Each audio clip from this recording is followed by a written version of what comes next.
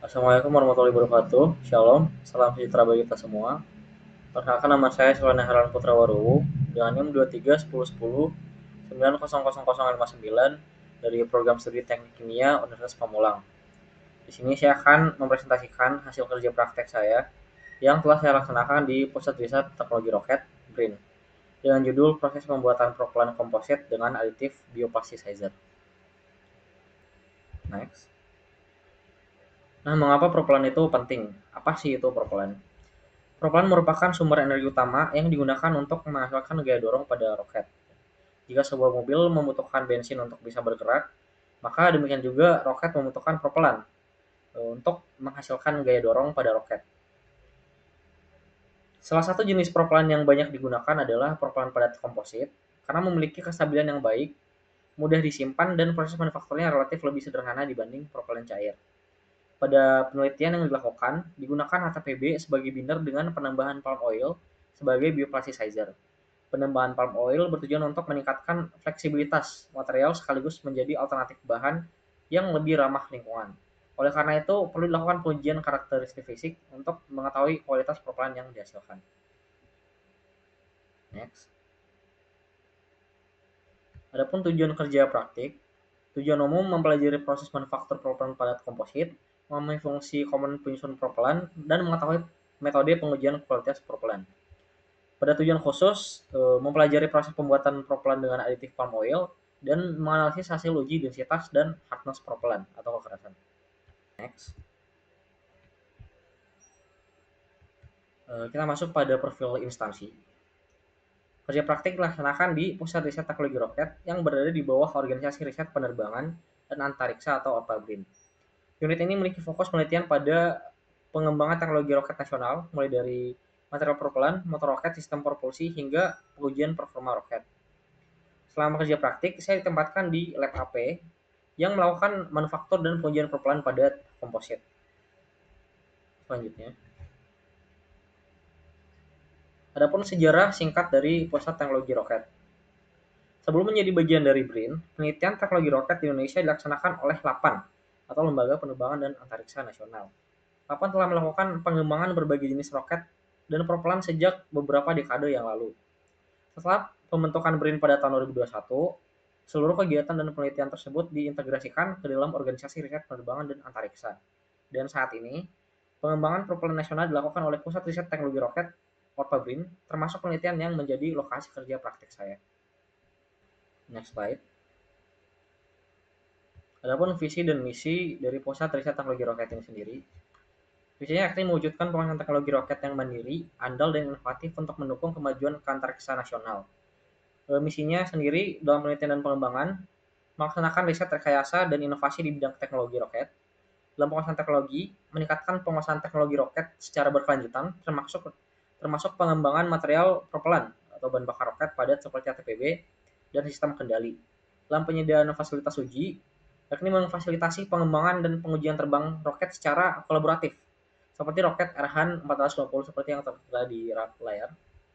Dalam pembangunan kemandirian antariksa, yakni mendukung target kemandirian peluncuran nasional. Dalam dukungan operasional, yakni menyediakan data, dukungan teknologi, dan mitigasi risiko keantariksaan. Next slide. Adapun keselamatan dan kesehatan kerja atau K3. Yang dimana paling atas yakni penanggung jawab atau pembina K3. Di bawahnya ada koordinator. Selanjutnya di bawahnya ada tim kesehatan kerja dan lingkungan.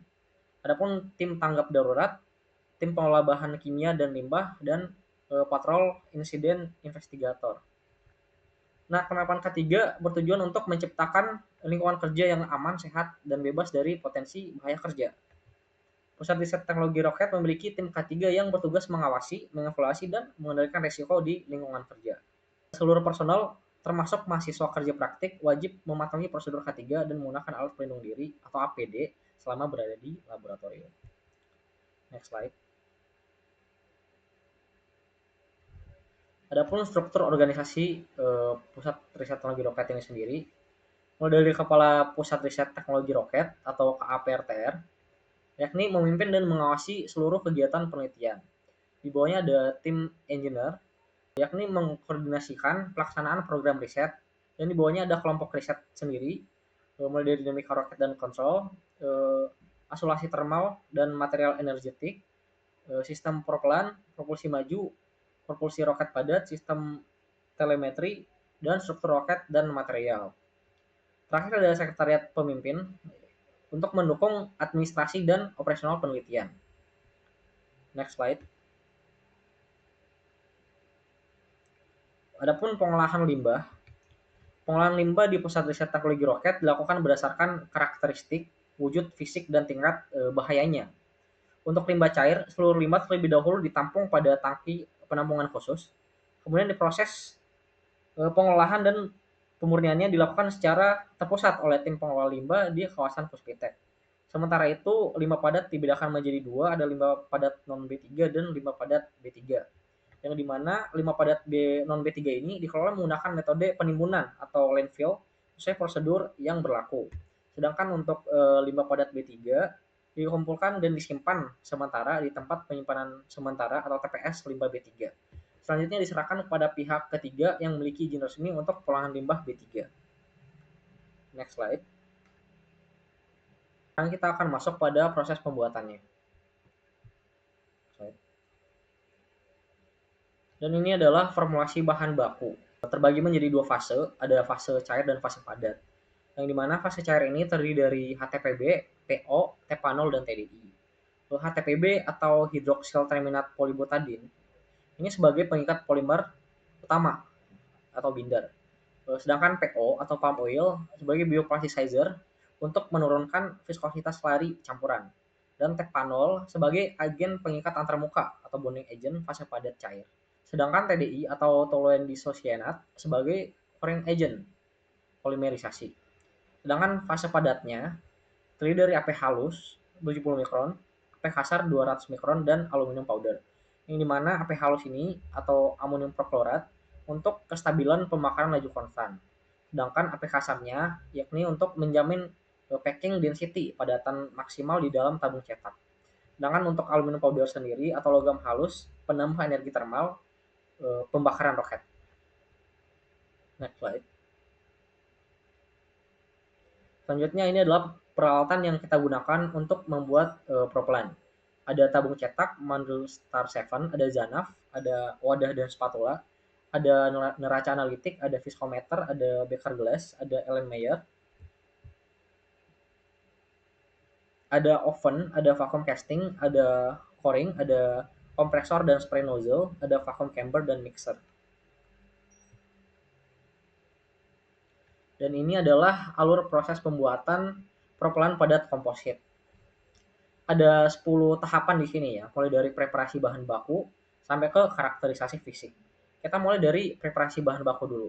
Di sini awal mulanya kita akan memulaikan dengan melakukan pengovenan terhadap AP kasar dan AP halus dalam oven selama 3 jam pada suhu 100 derajat Celcius. Sementara itu kita akan melakukan penimbangan sesuai dengan formulasi. Nah, gunanya apa sih pengovenan ini? Yaitu untuk menghilangkan kadar air atau mencegah void akibat CO2.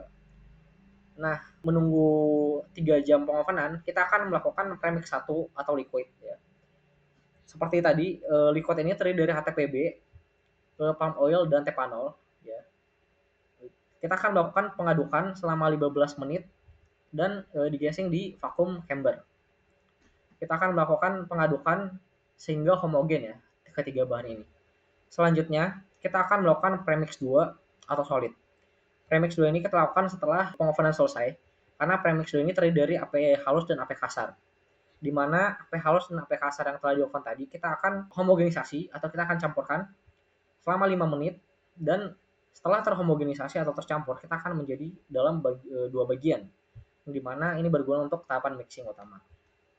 Setelah itu kita akan melakukan tahap mixing utamanya. Awal mulanya kita akan premix 1, kita akan menambahkan 50% pertama dari premix 2. Yang dimana premix 1 ini tadi yang terdiri dari HTPB, palm oil, dan tepanol. Kita akan menambahkan 50% premix 2 yang tadi yang sudah kita pisahkan. Dan kita akan melakukan mixing selama 40 menit, di mana 10 menit pertama itu dalam keadaan non vakum dan 30 menit selanjutnya kita akan melakukan dalam keadaan vakum. Setelah itu kita akan menambahkan 50% kedua premix 2 yang tadi Jika awal tadi kita masukkan 50% dan kita akan masukkan 50% selanjutnya. Dan sama, kita akan melakukan proses mixing selama 40 menit, yang dimana 10 menit awal kita akan melakukannya dengan non vakum dan 30 menit kemudian kita akan melakukan proses dengan vakum. Nah, setelah 40 menit berlalu, kita akan menambahkan 40% TDI, pouring agent, yang dimana proses mixing ini dilakukan hanya dalam 10 menit. 5 menit pertama non vakum dan 5 menit kemudian dengan vakum. Setelah penambahan 40% TDI, kita akan menambahkan serbuk aluminium dan kita akan melakukan mixing selama 10 menit juga. 5 menit pertama dalam keadaan non vakum dan 5 menit kemudian dalam keadaan vakum. Dan terakhir adalah penambahan sisa TDI yang tadi. Jika kita menambahkan tadi 40%, maka kita akan menambahkan 60%-nya ke dalam campuran. Dan ini dilakukan selama 15 menit dan dalam keadaan vakum. Tahapan mixingnya udah selesai, maka terbentuklah yang namanya propelan. Nah, setelah propelannya selesai, kita akan melakukan pengujian kontrol, ya, atau uji viskositas lari, yang dimana pengujian ini dilakukan pada suhu 50 derajat Celcius, 5 rpm. Selanjutnya, kita akan melakukan proses casting atau mold, di mana proses casting ini adalah proses pemindahan propelan ke dalam tabung cetak menggunakan vacuum casting, ke dalam tabung cetak dan juga sampel janaf. Kemudian ada proses coring. Proses coring ini proses pemasangan mandril Star 7 ke dalam tabung cetak. Setelah tadi propelan dimasukkan ke dalam tabung cetak, dan sekarang kita akan memasukkan mandril ke dalam cetakan tersebut. Setelah proses coring selesai, kita akan melakukan proses karing. Proses karing ini adalah proses pengovenan pada suhu 60 derajat Celcius selama 26 jam. Dan setelah 26 jam berlalu, kita akan melakukan proses decoring, yaitu pelepasan mandril dan cetakan dari propelan. Nah, setelah kita tadi pasang pada proses coring, pada proses decoring kita akan melepaskan mandril Star 7 ini. Dan terakhir adalah karakterisasi fisik. Ya. Ada dua, ada uji densitas dan uji kekerasan. Next slide. Ini adalah dokumentasi proses pembuatan propelan. Seperti yang saya jelaskan tadi, mulai dari persiapan alat mixing, adapun pemindahan premix 1, penambahan 50% premix 2, penambahan TDI 40%, dan penambahan aluminium powder. Selanjutnya, penambahan TDI 60%, dan ini adalah hasil akhir propelan. Dia akan bentuk dan warna adonannya bakal seperti ini, ada di gambar ini. Ini adalah hasil akhir propelan. Nah, ini adalah proses casting tadi, pemindahan propelan yang telah selesai ke dalam cetakan, ke dalam tabung. Dan ini adalah prosesnya. Dan ini adalah proses coring, yang dimana Star 7 ini kita akan masukkan ke dalam tabung cetak. Dan selanjutnya adalah proses curing, adalah proses pengovenan. Next slide.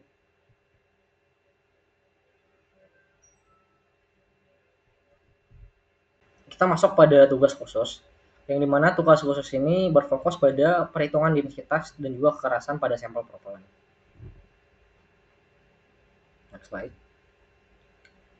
Ini adalah dokumentasi proses tugas khusus ya, yang dimana ini adalah sampel janaf yang awalnya berbentuk bulat, dan kita akan melakukan proses pemotongan, yang dimana nanti hasilnya akan seperti dadu, terlihat pada gambar ketiga pojok kanan atas. Itu adalah hasil pemotongan sampel. Dan kita melakukan penimbangan sampel menggunakan raca analitik, yang dimana penimbangan ini bertujuan untuk menimbang berat di udara dan berat di air. Sedangkan kita akan menggunakan dorometer untuk menguji kekerasan pada sampel propelan. Ini adalah rumus yang kita gunakan untuk menghitung densitas air dan juga densitas benda. Yang dimana densitas airnya sendiri sama dengan min 1 dikali buoyansi air dikurang buoyansi udara per 10,01 ditambah 0,001. Dan densitas bendanya sama dengan densitas air dikalikan dengan berat di udara per berat di udara dikurang berat di air. Kita menggunakan perhitungan menggunakan Excel ya. Dan ini adalah tabel hasil salah satu dari sampel yang kita gunakan. Ini di sini saya menggunakan salah satu sampel yang ada di laporan kerja praktek saya, sampel C, di mana kita melakukan pengecekan pada 12 sampel berbeda, yang dimana ini adalah berat di udara, berat di air, dan ini adalah hasil pengurangan sesuai dengan rumus tadi, dan ini adalah nilai densitasnya.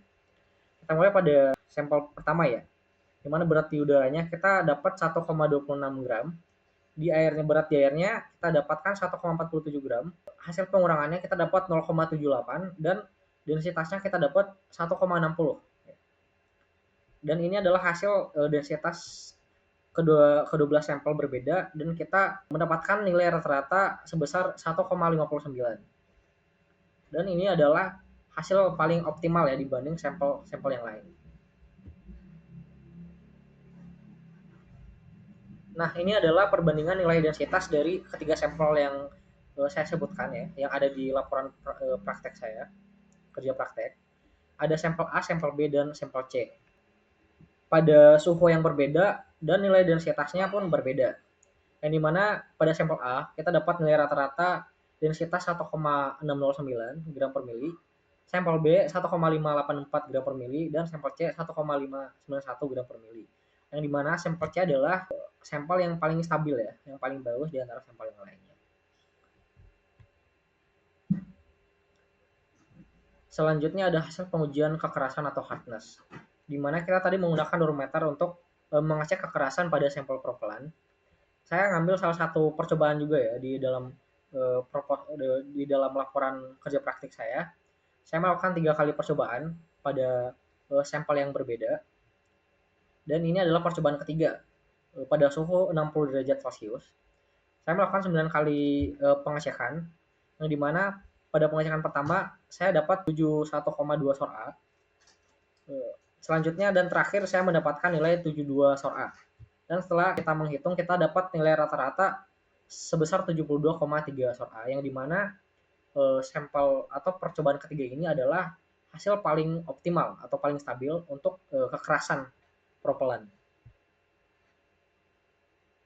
Dan ini adalah perbandingan dari beberapa ketiga sampel atau ketiga percobaan tadi, yang dimana pada percobaan pertama atau sampel A di suhu 50 derajat kita mendapat hasil 67,6 SOR-A, yang dimana ini terlalu lunak, rawan deformasi struktur luar dan bergeser dari selubung casing roket. Sedangkan pada sampel B ini 74 derajat Celcius mendapatkan hasil 77,4 SOR-A, yang dimana ini keras dan getas atau rapuh, berisiko getar internal akibat tegangan penyusutan termal yang tinggi. Dan terakhir pada sampel C di suhu 60 derajat Celcius kita mendapatkan 72,3 SOR-A, yang dimana nilai ini adalah nilai yang optimal. Selanjutnya kita masuk pada kesimpulan atau terakhir, yang dimana proses manufaktur propelan komposit terdiri dari preparasi, premix, mixing, casting, coring, carring, dan decoring. Pengeringan AP dan penggunaan vakum selama mixing berperan penting dalam meminimalkan pembentukan bubble dan void. Hasil pengujian densitas menunjukkan seluruh sampel memiliki homogenitas yang baik dengan rentang 1,585 hingga 1,609 gram per mili. Hasil pengujian hardness menunjukkan pengaruh formulasi dan carring terhadap karakteristik mekanik propelan dengan nilai 67,6 sampai 77,4 SOR-A. Dan terakhir sampel PO 0,8860 memberikan karakteristik paling ideal dengan densitas 1,592 gram per mili dan hardness 72,3 SOR-A, sehingga menghasilkan struktur propelan yang padat, homogen, dan memiliki ketahanan mekanik yang baik. Baik, demikian presentasi singkat dari saya. Segala kekurangan mohon dimaafkan. Terima kasih. Wassalamualaikum warahmatullahi wabarakatuh. Shalom.